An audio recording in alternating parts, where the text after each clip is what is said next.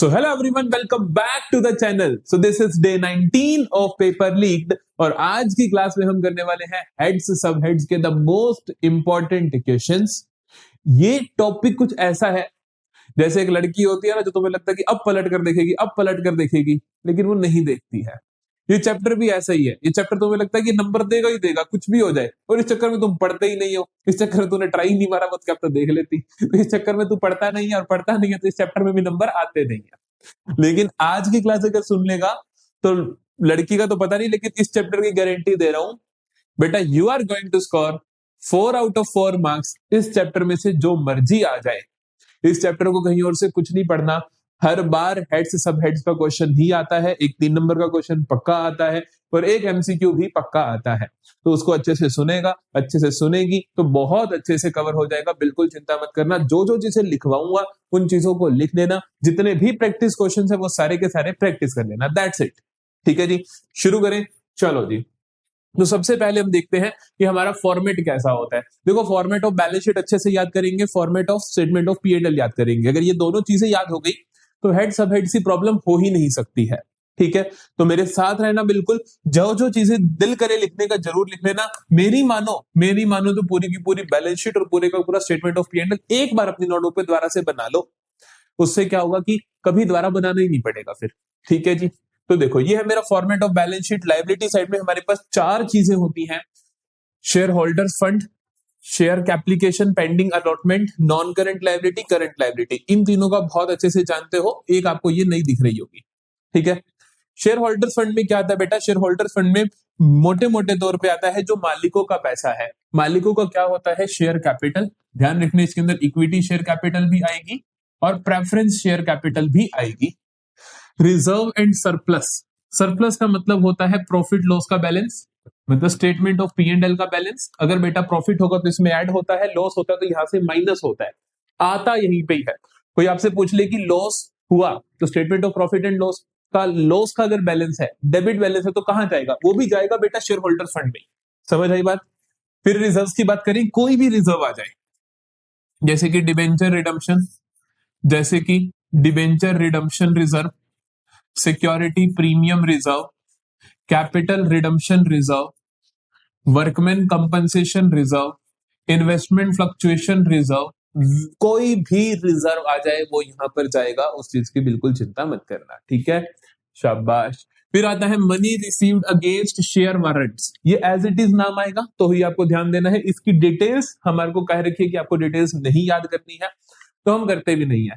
Meaning आपको समझा देता हूं। मतलब होता है money received against share warrants, मतलब शेयर्स को एज अ वारंट इशू किया जाता है कि पैसे आज दे दो, शेयर्स की डिलीवरी बाद में होगी। ठीक है, तो that is a kind of share warrant. तो वो भी होता क्या है? शेयर होल्डर्स का फंड का पार्ट ही होता है। समझ आई मेरी बात? फिर आता है share application money pending allotment. Share application money pending allotment का मतलब होता है बेटा, जिस दिन तुम बैलेंस शीट बना रहे हो तब तक कुछ ऐसा पैसा है, कुछ ऐसे शेयर्स है जो तुमने इशू कर दिए हैं लेकिन उनका अभी अलॉटमेंट नहीं हुआ है। मतलब एप्लीकेशन का पैसा रिसीव हो गया लेकिन अभी अलॉट नहीं करे। जब तक अलॉट नहीं करे आप उसको शेयर कैपिटल का हिस्सा बोल नहीं सकते हो। तो इसीलिए हम उसको लिखते हैं share application money pending allotment, की अलॉटमेंट करनी अभी रहती है। ठीक है जी, तो यहां पर आएगा। फिर आता है मेरे पास non current liability. Non current liability को याद रखने का तरीका होता है बीपीटीओ। ठीक है, ठीक है। अरे अरे अरे भैया, उल्टा बोल रहे हो आप। बीपीटीओ होता है बेटा करंट लायबिलिटीज को याद रखने का तरीका। ठीक है, पहले करंट लायबिलिटीज याद रखवाता हूं। बी से आता है तेरे पास शॉर्ट टर्म बोरोइंग्स, पी से आता है शॉर्ट टर्म प्रोविजंस, टी से आता है ट्रेड पेबल्स, ओ से आता है अदर करंट लायबिलिटीज। ठीक है जी, ये उल्टा लिखा हुआ है, अदर नीचे आना चाहिए, ये ऊपर जाना चाहिए। ठीक है, क्योंकि other current liabilities, other non current चीजें वो लास्ट में ही आती है। समझ में आई? अब इनकी डिटेल्स की बात करते हैं। शॉर्ट टर्म बोरोइंग्स में आते हैं कोई भी आपके शॉर्ट टर्म लोन्स है, कोई भी शॉर्ट टर्म लोन्स है, कोई भी शॉर्ट टर्म में आपको जो लोन्स रीपे करने हैं वो आते हैं आपके शॉर्ट टर्म बोरोइंग्स में आते हैं। फिर है ट्रेड पेबल। ट्रेड पेबल में 2 चीजें आती हैं। ट्रेड पेबल में 2 चीजें आती हैं। तो क्या क्या? Creditors and bills payable. ठीक है, other current liabilities is very important. यहां पर बहुत बहुत बहुत सारी चीजें आती हैं, बहुत सारी चीजें आती हैं। जैसे कि आपके पास आता है यहाँ पर बेटा कॉल्स इन एडवांस कि जो पहले से ही कॉल आपको रिसीव हो गई, मतलब आपने मांगी नहीं लेकिन पहले रिसीव हो गई कॉल्स इन एडवांस, वो आपकी अदर करंट लाइबिलिटीज में आएगी। आपके पास आता है यहाँ पर आउटस्टैंडिंग एक्सपेंसेस, यहाँ पर आता है आपके पास एडवांस इनकम, है ना, कोई एडवांस में इनकम रिसीव हो गई, या आउटस्टैंडिंग एक्सपेंसेस मतलब एक्सपेंस इनकर बट अभी आपने पे नहीं करा। यहाँ पर आता है आपके पास interest accrue but not due, debentures पे इंटरेस्ट एक्रू हो गया लेकिन अभी पे नहीं करा। इंटरेस्ट एक्रू एंड ड्यू तो भी यहीं पे आता है, कोई भी इंटरेस्ट हो चाहे ड्यू हुआ चाहे नहीं हुआ, दोनों ही आपके करंट लाइबिलिटीज में आपको देखने को मिलेंगे। यहां पर आता है आपके पास डिविडेंड पेबल जो डिविडेंड देना रहता है वो आता है यहाँ पर आता है आपके पास अनक्लेम्ड डिविडेंड कि जो ऐसा डिविडेंड तुमने तो शेयर होल्डर्स को दे दिया बट उन्होंने अभी तक क्लेम नहीं करा, वो भी यहां पर आता है। एक और इंपॉर्टेंट चीज 8वें नंबर पे मेरे पास आता है अदर पेबल्स कि बाकी क्या क्या पेबल्स बचे हैं। कई बार कुछ भी पेबल आ जाते हैं कि this expense payable, electricity bill payable, provident fund payable, कुछ भी आ जाता है, जो भी पेबल है वो सारे के सारे आपके यहाँ पर आएंगे। एक चीज मैंने मिस कर दिया, I think short term borrowings में एक बहुत इंपॉर्टेंट चीज आती है, that is current maturity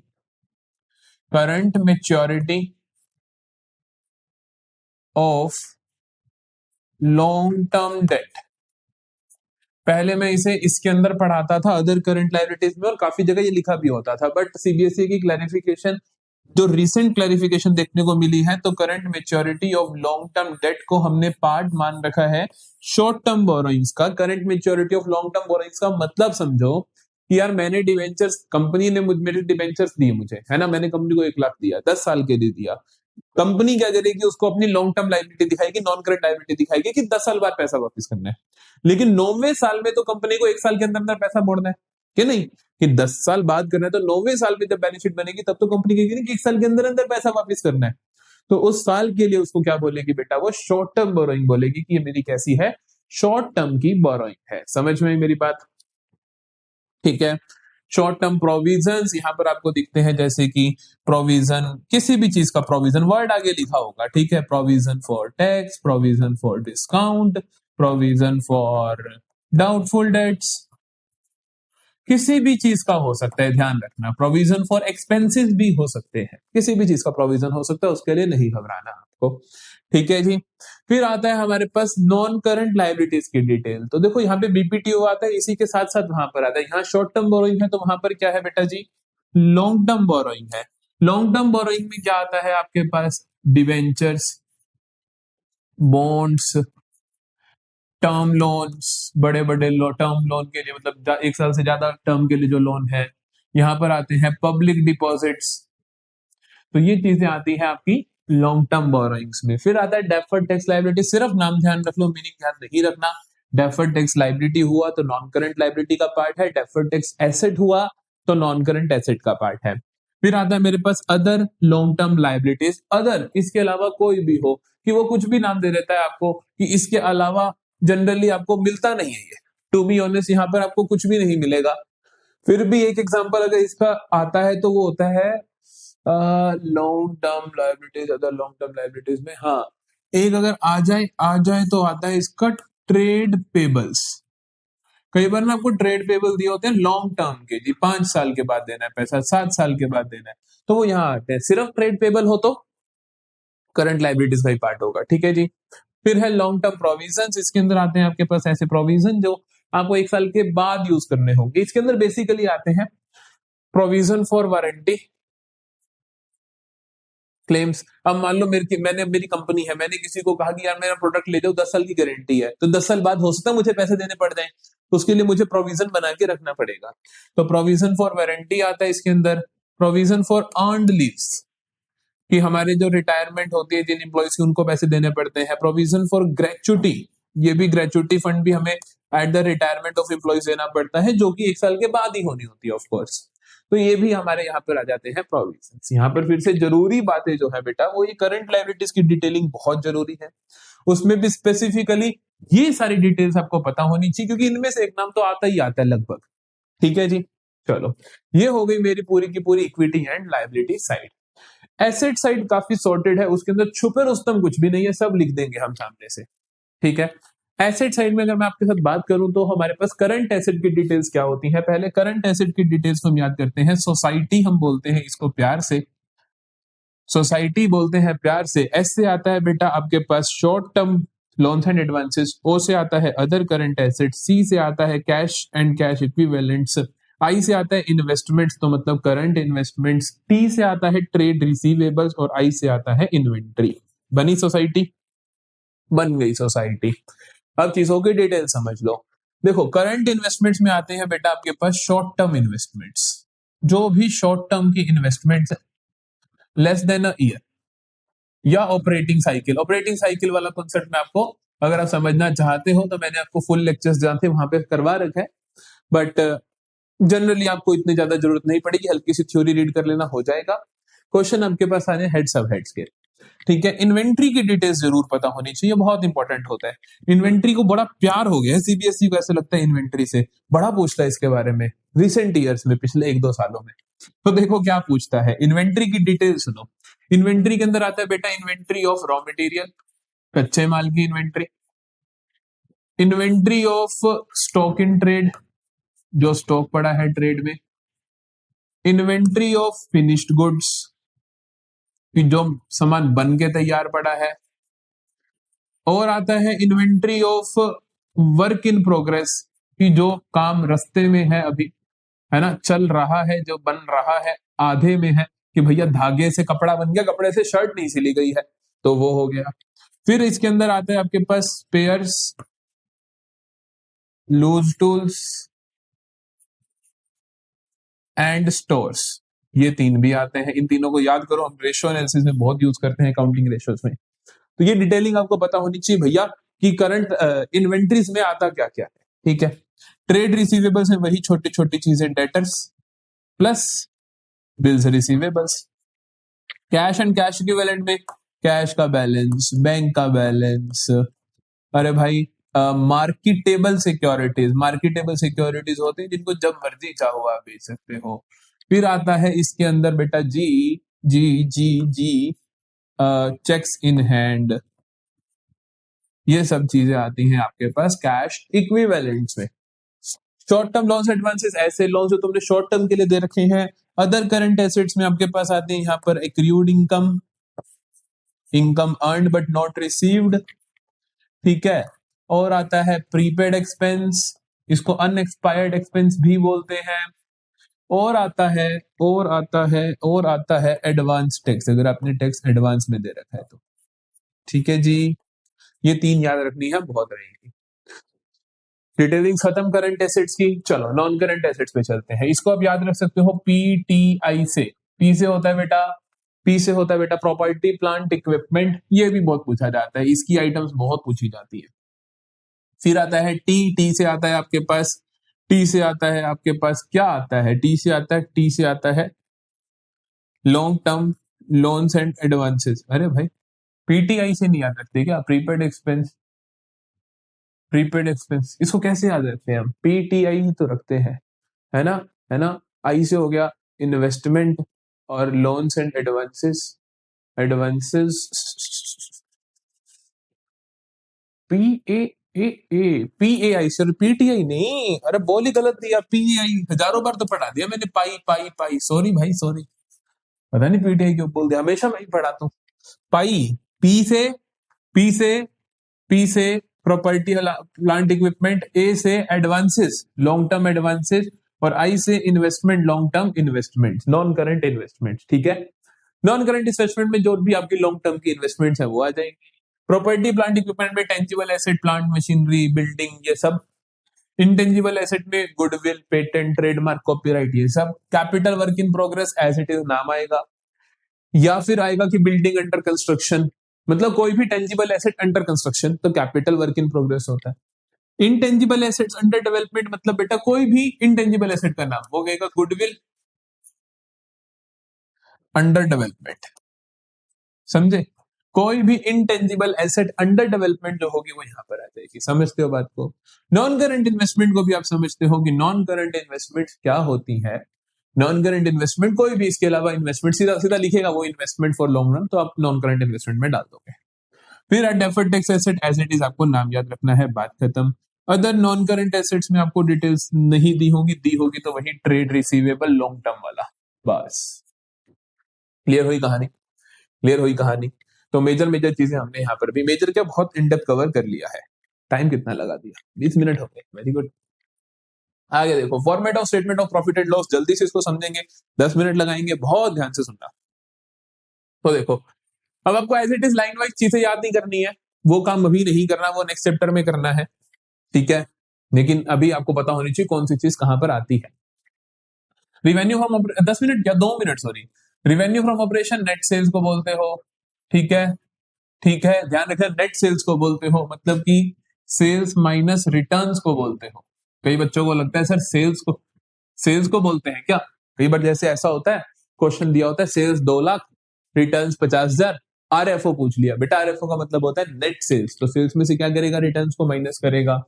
other income में बाकी सब इनकम्स, जो भी इनकम तुम्हें दिखे, discount received, commission received, rent received, interest received, dividend received, समझे? जो भी इनकम है सब लिख दो यहाँ पर, शाबाश। टोटल रेवेन्यू दोनों को जोड़ के निकलता है। एक्सपेंसेस की डिटेल्स को ध्यान से सुनो। कॉस्ट ऑफ मटेरियल कंज्यूम में आता है बेटा cost of goods sold, basically जो भी तुमने माल खरीदा है बेचने के लिए वो आता है। उसको फॉर्मूला तुम्हें पता है, opening stock plus net purchases minus closing stock होता है, प्लस डायरेक्ट एक्सपेंस भी आता है, तो ये आपको पता ही है कि क्या क्या आता है इसमें। परचेसेस जो स्टॉक एंड ट्रेड का सामान खरीदा। Changes in inventory of finish goods, inventory किस किस चीज की होती है आपको पता ही है, फिनिश गुड्स की होती है, वर्क इन प्रोग्रेस की होती है, स्टॉक एंड ट्रेड की होती है, अभी हमने पहले भी लिखा था, और एक रॉ मटेरियल की होती है। रॉ मटेरियल को आप यहीं पे लिख देते हो तो यहाँ पे लिखने की जरूरत नहीं है, ठीक है? ठीक है, चेंजेस इन इन्वेंट्री लिखते कैसे हो? देखो, मान लो मेरे को साल की शुरुआत में थी 10,000 की इन्वेंट्री, साल के एंड में है बेटा 25,000 की ना। आप इसको करो, साल की शुरुआत में थी 40,000 की, अब पड़ी है 25,000 की। बताओ इस साल कितनी यूज करी मैंने? साल की शुरुआत में थी 40,000, अब है 25,000, तो इस साल यूज करा उसमें से कुछ? बिल्कुल करा। साल की शुरुआत में 40,000 का सामान था, 25 का पड़ा तो 15 का यूज कर लिया। तो चेंज इन इन्वेंट्री निकलता कैसे है? Opening minus closing, 1 marker MCQ जो आता है वो यहीं से आता है, इसीलिए आपको सिखा रहा हूँ, ठीक है? एम्प्लॉय बेनिफिट एक्सपेंस में एम्प्लॉय को क्या क्या देते हो बेटा? एम्प्लॉय को आप देते हो सैलरी दे देते हैं sir, salary in cash, salary in kind, provident fund, retirement pension, वो सब यहाँ।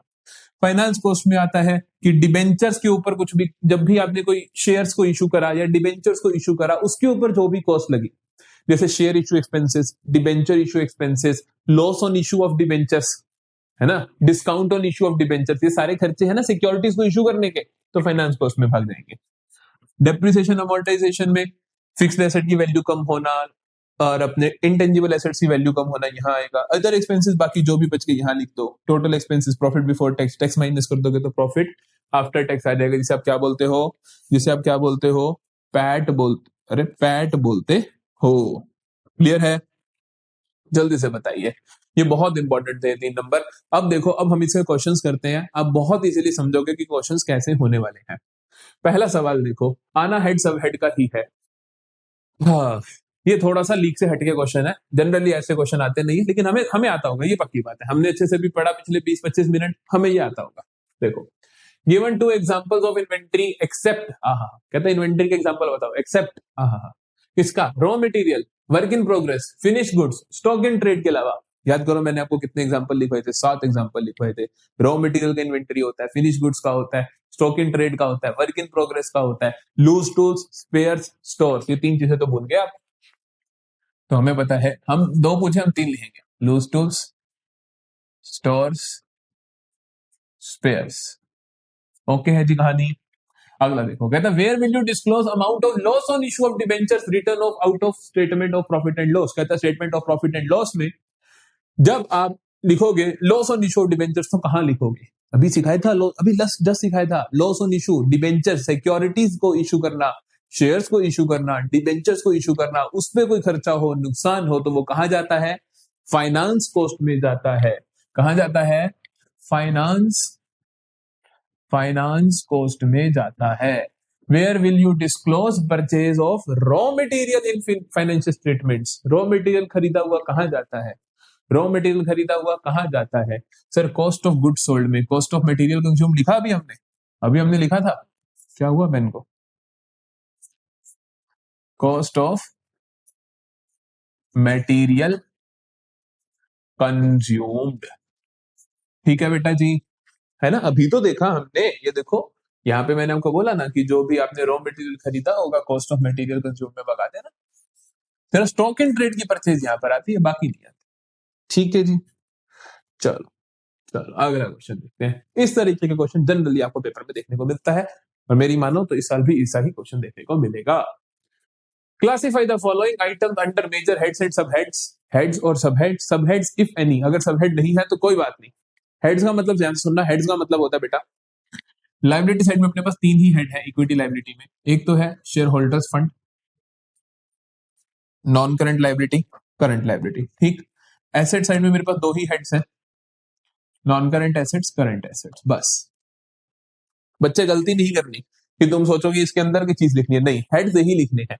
ठीक है, आधा नंबर, हर तीन पार्ट है, तीन तीन एक एक नंबर के, आधा नंबर है हेड का, जो कि आप बहुत इजीली ठीक कर सकते हो क्योंकि सिर्फ 5 में से एक लिखना है। ठीक है, फिर है सब हेड का। अरे हटोगे क्या?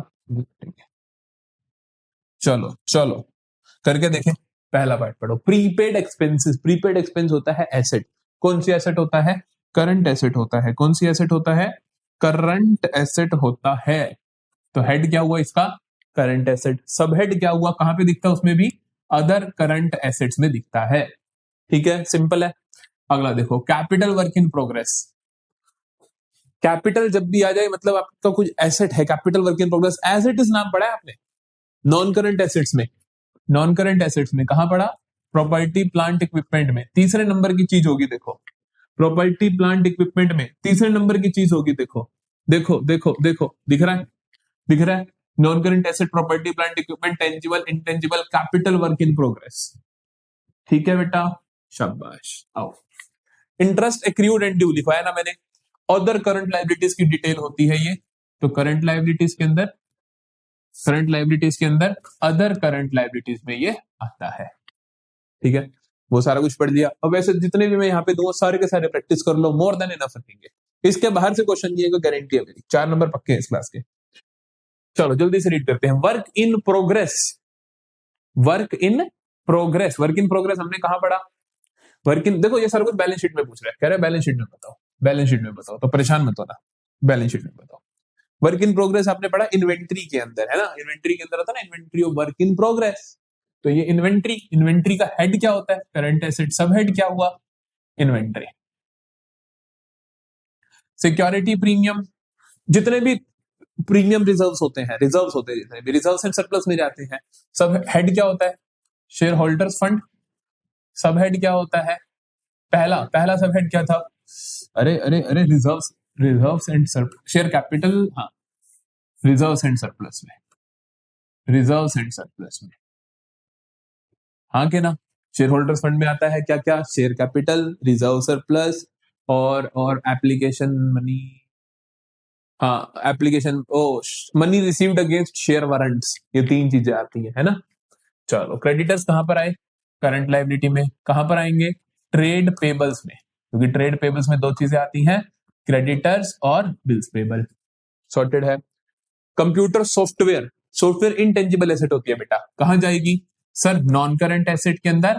प्रॉपर्टी प्लांट इक्विपमेंट में आप लिखते हो इनटेंजिबल एसेट्स, तो उसके अंदर जाएगी। आई बात समझ? ठीक है। आउटस्टैंडिंग सैलरी लाइबिलिटी होती है, करंट लाइबिलिटी के अंदर, अदर करंट लाइबिलिटीज में देखने को मिलेगी। अगला देखो, वर्क इन प्रोग्रेस, रिपीट हुआ, रिपीट हुआ, इतने ज्यादा रिपीट होते हैं क्वेश्चंस। ठीक है। गुडविल, जल्दी बताइए, intangible asset, sir non current asset, sir property plant equipment में इंटेंजिबल एसेट के अंदर चला जाएगा। डिवेंचर रिडम्पशन रिजर्व कहां जाएगा? शेयर होल्डर्स फंड में, रिजर्व्स एंड सरप्लस में, हाँ के ना? Licence and franchisee, licence and franchisee भी आपके लिए क्या होती है, इनटेंजिबल एसेट होती है। तो कहां जाएगी, non current asset, property plant equipment में, इनटेंजिबल एसेट्स में। ठीक है जी, ठीक है जी। चलो पेटेंट्स फिर से इंटेंजिबल एसेट, कितना पूछोगे भाई, फिर से intangible asset, non current asset, property plant equipment. Capital work in progress फिर से non current asset, property plant equipment. कहा था ना प्रॉपर्टी प्लांट इक्विपमेंट बहुत पसंद करते हैं ये। Property plant equipment, other current liabilities और इन्वेंट्री, भर भर के पूछते हैं, भर भर के पूछते हैं। लो unpaid dividend, unpaid dividend current liabilities की other current liabilities. Mining rights फिर से non current asset, property plant equipment में आएगा, क्योंकि माइनिंग राइट्स भी क्या होते हैं आपके पास, अधिकार है, मतलब इंटेंजिबली एसेट है आपके पास। इनकम रिसीव्ड इन एडवांस, पहले से ही इनकम रिसीव हो गई तो मतलब advance income, advance income current liability की अदर करंट लायबिलिटीज में। Capital work in progress, repeat repeat repeat, non current asset, property plant equipment. क्या रिपीटेशन देख रहे हो आप, ये मैंने खुद से थोड़ी लिखी है, सीबीएसई के स्क्रीनशॉट्स है। चलो बिल्स रिसीवेबल, रिसीव होने रहते हैं तो करंट एसेट के ट्रेड रिसीवेबल्स में। Security premium reserve, share holders fund के रिजर्व्स एंड सरप्लस में। Calls in advance, current liabilities, other current liabilities. कटेड। License and franchisee, repeat, non current asset का प्रॉपर्टी प्लांट इक्विपमेंट।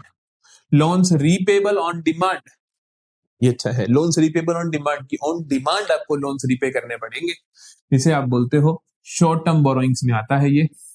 और current liability की short term borrowings में, STB short term borrowings में आएगा। लिख के रख लो, क्योंकि ऐसे इंपॉर्टेंट चीजें मिले जो तुम्हें ना आती हो तो उनको अलग से लिस्ट बना लो उसकी। एक्रूड इनकम आती है बेटा करंट एसेट की अदर करंट एसेट्स में। आखिरी स्लाइड, स्टोर्स एंड स्पेयर्स, हाँ लूज टूल स्टोर्स स्पेयर्स कहां जाता है, कहां जाता है, करंट एसेट्स की इन्वेंट्री में। Calls in advance, current liability की अदर करंट लायबिलिटी में। इनकम रिसीव्ड इन एडवांस, मैं नहीं बताऊंगा, तुम बताओगे, तुम बताओगे। जल्दी से कमेंट सेक्शन में लिखो ताकि मुझे पता चले कि कितने बच्चे एक्टिव हैं यहां तक। ठीक है, एक्रूड इनकम रिपीट हुआ, current asset, other current assets. Capital work in progress 1000 bar repeat हुआ, शर्म नहीं आ रही क्या। Property plant equipment. Capital advances होता है बेटा लॉन्ग टर्म के लिए जो तुमने लोन दिया है। कैपिटल एडवांसेस मतलब लॉन्ग टर्म के लिए तुमने एडवांस, एडवांस जब भी है मतलब तुमने लोन दे रखा है, मतलब कंपनी ने लोन दे रखा है, तो उसकी एसेट हुई। नॉन करंट एसेट के अंदर लॉन्ग टर्म एडवांसेस वाले कॉलम में। ठीक है, फिर से कॉल्स इन एडवांस को मेरे भाई बता देना अपने आप। माइनिंग राइट्स फिर से रिपीट, लूज टूल्स फिर से रिपीट, देख रहे हो करते करते ऐसी जगह पर पहुंच गए कि तीनों ही रिपीट है। ठीक है, ठीक है, तो आते हैं हम end of the today's class. बड़ी प्यारी सी क्लास है ये, प्लीज इस क्लास को इग्नोर मत। अच्छा अब तो यहाँ तक पहुंचे हो तो करके ही आए होगे। Thank you so much for watching. मिलेंगे अगली क्लास में। अगली क्लास में क्या करने वाले हैं हम, क्या करने वाले हैं हम, कैश फ्लो स्टेटमेंट या फिर कॉमन और कंपैरेटिव, या फिर कॉमन और कंपैरेटिव। एक काम करते हैं, कैश फ्लो स्टेटमेंट करते हैं, कैश फ्लो स्टेटमेंट करने में मजा आ जाएगा। नहीं, कॉमन कंपैरेटिव करते हैं, नंबर पक्के कर लेते हैं, क्योंकि 4 ये पक्के हो गए, 4 वहां से हो जाएंगे, 8 नंबर तो पक्के कर ही ले एक बार, फिर कैश फ्लो पे चल लेंगे। तो कल कॉमन कंपैरेटिव, फिर कैश फ्लो। ठीक है जी, तो कल मिलते हैं डे 20 पे। बिल्कुल रेगुलर रहो, बस आखिरी के 4-5 दिन है और फिर ये पूरी की पूरी सीरीज अच्छे से समाप्त हो जाएगी। ऑल द वेरी बेस्ट, बहुत अच्छे से पढ़ाई करते रहो। और बेटा जिस भी बच्चों को डाउट आ रहा है, आपसे रिक्वेस्ट है कि आप पूछते हो कमेंट सेक्शन में, अच्छी बात है, मुझे कोई प्रॉब्लम नहीं है, लेकिन वहां पे मेरे पास वॉइस नोट भेजने का ऑप्शन नहीं होता और चीजों को समझाने के लिए मुझे बोलना तो पड़ेगा। तो इसीलिए टेलीग्राम ग्रुप ज्वाइन कर लो, टेलीग्राम डिस्कशन ग्रुप में क्वेश्चंस पूछ लिया करो, जितने हो सकेंगे मैं रिप्लाई करूंगा, क्योंकि इन दिनों बहुत बहुत भर भर के कमेंट्स आते हैं तो बड़ी दिक्कत भी हो जाती है कि सारे देखने। लेकिन हम टेलीग्राम ग्रुप में आओगे, टेलीग्राम डिस्कशन ग्रुप में पूछोगे तो थोड़ा आसान रहेगा, और वहां पे आप 2 बार पूछ लेना, अगर एक बार मेरे से नहीं ध्यान गया तो 4 बार पूछ लेना, आई विल हेल्प यू। ठीक है बेटा, तो ऑल द बेस्ट, अच्छे से पढ़ाई करो, मिलते हैं कल के लेक्चर में।